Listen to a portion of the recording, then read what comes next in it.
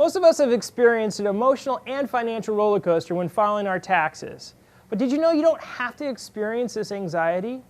Hi, I'm Nate Ritchison, Certified Financial Planner with Pure Financial Advisors, and this is Question of the Week. This week's question is, how do my tax withholdings affect my tax return?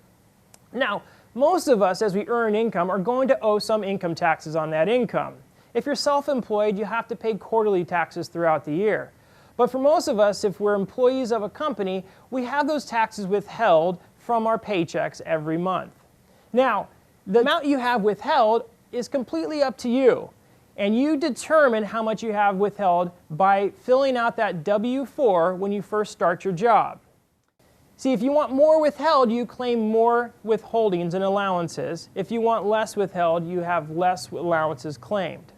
Now, this system works really well if you're a standard tax filer. That is, you're single, you have one job, and you claim the standard tax deduction. But for most of us, we don't fit into that category. So we need to regularly review our withholdings so we don't have these surprises when it comes to filing our taxes. The surprises, whether you owe money or you have a big refund, can be negative.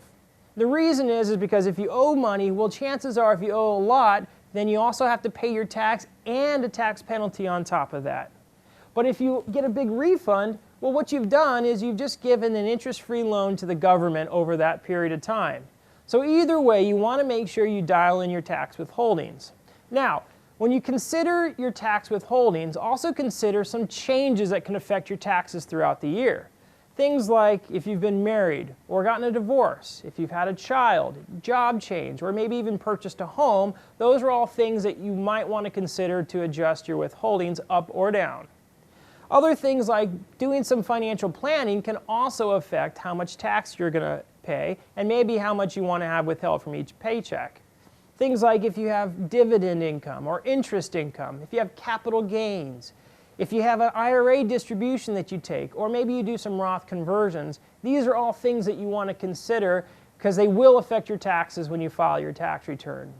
Either way, you want to make sure you stay on top of this and you adjust your taxes throughout the year, either through your W-4 or making estimated payments, so that your tax season is as boring as possible.